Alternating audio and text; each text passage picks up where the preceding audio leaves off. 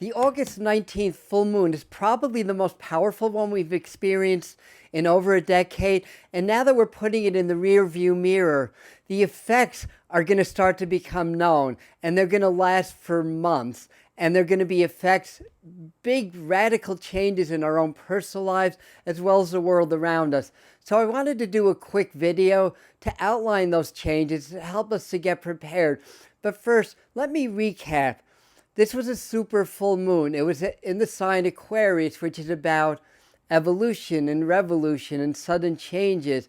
It was also part of a T-square, meaning three planets that were all squaring. The sun and the moon were in opposition, and Uranus, the ruler of the sign Aquarius, was squaring both planets. All of these were happening at 27 degrees. The sun at 27 degrees Leo, the moon at 27 degrees Aquarius, and Uranus at 27 degrees of Taurus.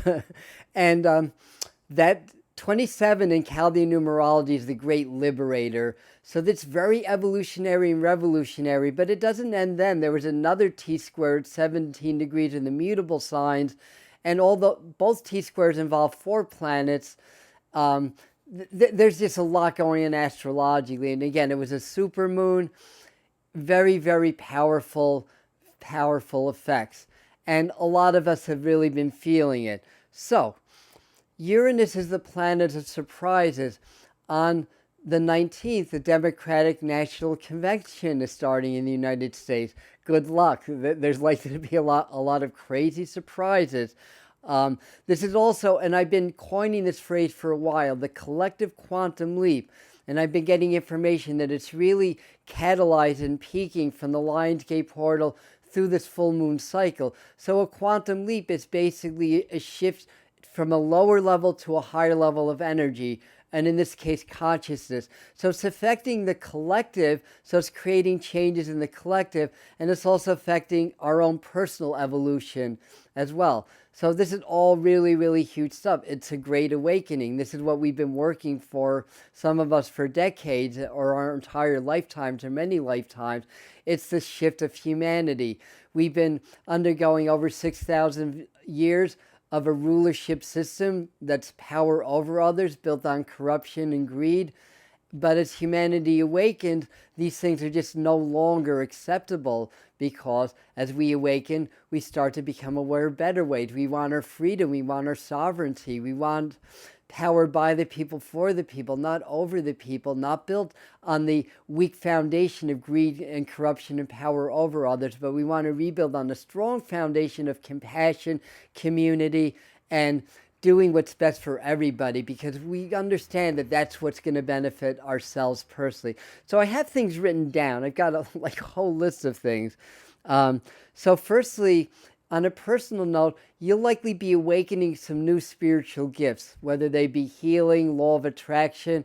And by the way, as we're passing through this collective quantum shift of humanity and consciousness, we're also passing through the quantum field, or the realm of God or spirit. So we get closer to that realm that creates everything. So our law of attraction work is very powerful. So what do you want to manifest? Focus on it. Do visualizations, visualize it in the present as if it's already happening, and feel grateful in the heart. And when you blend your intention with your emotions or feeling, you blend the heart and the brain, and you access spirit or the quantum field more easily. So it's a natural time for manifestation. A lot of us are going to have changes in our lives, and what we desire, if we've been doing the work, is going to start to come to us more easily. Now, there's going to be some challenges from the world. We're going to find that we're in an initiation process, a symbolic death and a rebirth to higher energy, higher spirituality. So we may lose some friends or some connections, but what we gain is going to be so much greater than what we're sacrificing in order to grow and in order to awaken. So let me see what else. We'll meet some new guides, new extraterrestrial intelligences are going to be coming in for us. We're going to be seeing that as well. Many people in the world are going to have awakening more than ever. So that it's going to be a big spike of awakening. And once enough people awaken, then we have a profound effect on collective consciousness, which affects the governments, the corporations, the structure of our world. So it's a really, really huge time. It really is the advent of the Aquarian age, in this very highly Aquarian full moon is sort of a signpost, as it were, an energetic signpost. So friends and groups will change. On a global note, because the planets that are involved, particularly Uranus, Saturn, Jupiter, Mars, you go down the list. We're going to see the power structure in the world starting to change, which is a good thing. Both the fighting, the escalation of aggression, as well as the movement towards more diplomacy is going to increase. There's going to be a lot of evolution, but a lot of revolution. So there's going to be, again, the full moon. I'm filming this right at the hour of the full moon, by the way. You're going to see this once the full moon is passed. So these are effects that are going to happen. They're going to be strong energetically for the next 2 weeks of this full moon, and then they're really going to start to set in the world in the months and even the next year or two to follow. So evolution and evolution. Expect 2 more surprises with the election. Now, I was able to accurately predict before the debates and any of that stuff Biden stepping down. I also said that Trump might step down in October.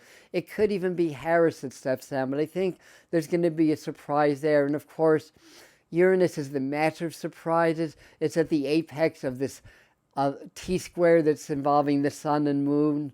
I still think Harris will be the nominee, honestly. And by the time you see this, that may have already happened. But I wouldn't be shocked if it wasn't, or if some other candidate made some noise or challenged that. So anyway, 2 more election surprises, more geological and climatological upheavals. And I swear, the day that I was doing the last live stream, which is up on the channel about this full moon, I'll even make that an end screen for us. But what was I saying? I lost my train of thought. But in any event, while that was while I was doing that, literally, Russia had an earthquake and a volcano, and other things have been happening. There's a big flood in Connecticut. So all the stuff that I predicted was actually more nowcasting than forecasting, apparently. Global corruption exposed to a level that we've never seen before. And that can go from everything from child trafficking to politics to financial gouging to you name it. How the pandemic was handled, all that stuff. Lots of changes in government. Very volatile economy is going to follow this. We already had a taste of that in the beginning of August. This is likely to lead to a significant global reset, a global economic reset. And as I'm talking, Spirit's saying in about 7 months or within 7 months. So there could be some centralization or some fixed or global currency that gets introduced. I mean, not introduced, but moved on. And I'm not talking about the globalists, the elite agenda. They want everything centralized by 2030. They want to centralize the economy so that they can have more power over others. But what I'm talking about is something that would be much more fair, that would eliminate the exchange rate, that would bring currency back on a gold or a precious metal standard. Things that will be fair and just for everyone. I mean, basically every nation is trillions of dollars in debt. In debt to who? I'm not sure. The International Bank. I don't know, but it's just a crap show. Basically, it's a house of cards. This economy is built on with the rest of the society. This full moon is going to just bulldoze it down. We're going to be rebuilding on the stronger foundation of love. So let me see what else I've got on my notes. I think that's basically it. So expect some really big changes in the economy. And that's going to reflect in our personal lives also. Like I was saying earlier on in the video, that you're likely to be moved towards more spiritual practice, want to develop more, want to do more shadow work. because it's really the subconscious shadows and the programming is the reason why it's hard to meditate, hard to grow, and why the anxiety and all that stuff comes up. It's part of the programming. So this is a really good time to do, the next couple of weeks, to do some energetic purging and clearing, but also to really focus on what it is that you want and what it is that you desire, and to double down on your spiritual practices. So anyway, that's what I have for today's video. Hopefully that's helpful for you. On the end screen, I'll post the live stream that I did to give you more insight, more detail on some of the things that I just talked about for the full moon and what's happening. That'll be over here. I love you. See you in the next video.